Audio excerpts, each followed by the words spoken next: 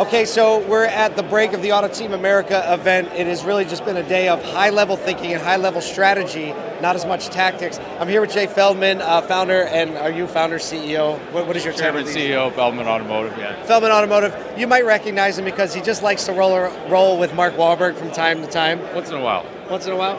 I really, the most important question I have for you is who can do more push-ups? Oh, he can, for sure. Have you ever challenged him, though, for real? No. I mean, some people just have those, like, Hollywood muscles, and they really aren't. No, he can do it. He can do it. So, getting to actual business for a second, what is your outlook coming out of a time when dealership valuations are high, business was very unusual in the buying habits? How are you refocusing your organization heading into 2023? Well, we were on a pretty fast acquisition mode up until 2021-ish, and right now we're being very conservative. We're in the middle of an acquisition now, but we're being very careful because I think it's, who knows what's happening in the business. It's not so much worried about electric vehicles or some of the things we talked about in the past, like autonomous or whatever. I'm more concerned about valuations and where's the economy headed. We have obviously high interest rates, which affects acquisition, real estate financing, et cetera. So we're just basically, picking and choosing. We're not in any rush to acquire anything at the moment, but we're looking. What do you think is, for dealers, there are a lot of small groups that are shifting into mid-sized groups. What do you see as the advantages of your current size? Actually, what is the current store count? We'll soon be 19 rooftops. And what do you, where would you like to be if you want to talk about, like, what's your aspiration over the next 5 years? We do have a 5-year goal, a 3-year goal, a 10-year goal, but really we're being just very selective and careful. We've looked at 3 store groups that we've taken a shot at. We looked at 6 store groups we've taken a shot at, but just if it doesn't make sense, we're not going to shoehorn our way into a deal just to do it. Last question. Customer expectations have been changing a lot coming out of COVID. They're kind of resetting a little bit. What is your primary focus when it comes to the customer experience across your group? Just giving them good service and treating them the right way.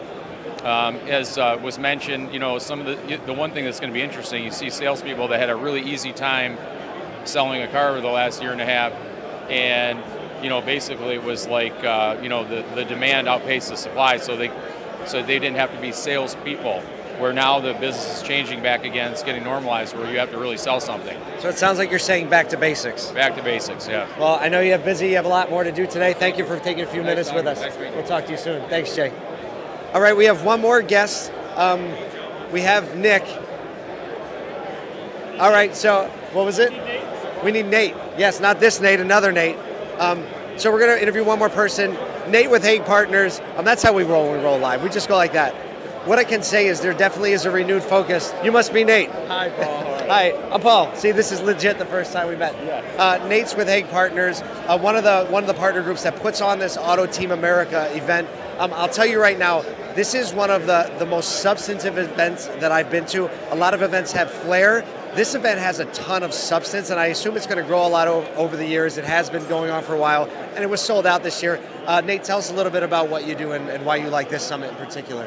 This summit's great. Every year we come forth, we get probably the best minds in the business to try and show up and add their expertise to the industry, and it has grown tremendously. I think our first one was back in 2012, and since then it's been, added people, better speakers. The topic has changed a lot.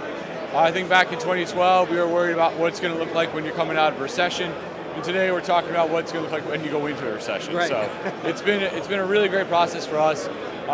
From my perspective, we're helping on the back end, trying to put all the data together, trying to consolidate everything. So what is your role, official role? I'm a partner at Hague Partners, so we're actually out there, trying to assist buyers and sellers putting together deals.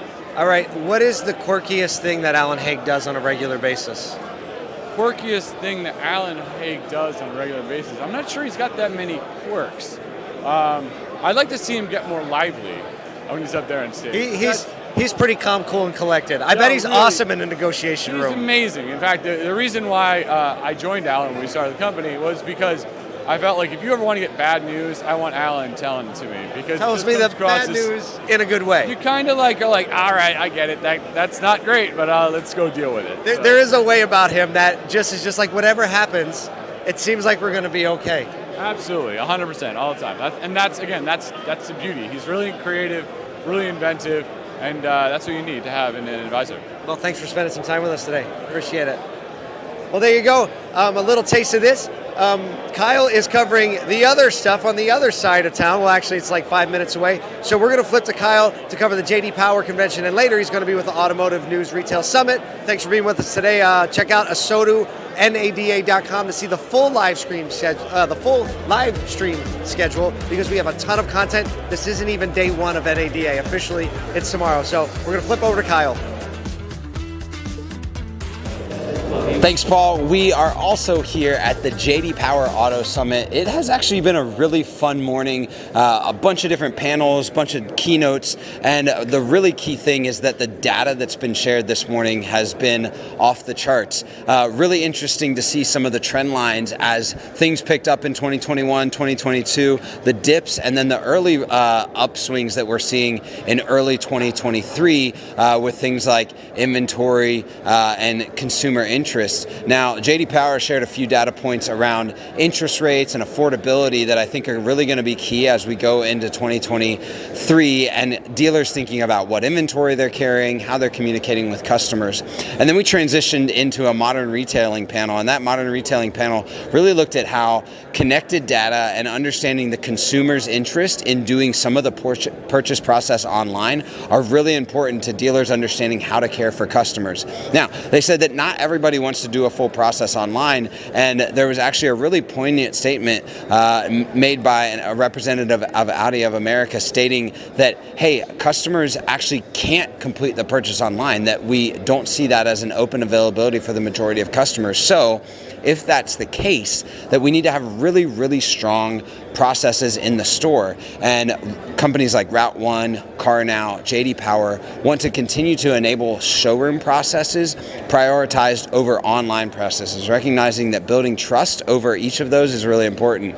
Now, we've had a bunch of really great interviews as well, and been able to talk to some industry leaders like Brian Finkelmeyer as well, that we had at Year in Extravaganza, and we've just gotten a lot of great content out of it. So we'll be continuing on to the Auto News Retail Forum, and later this evening we'll be at Gillies, the welcome party as well. So you're going to want to stay tuned to all of the content, catch up with us at each of those places. If you're here at NADA, make sure and come and say hi.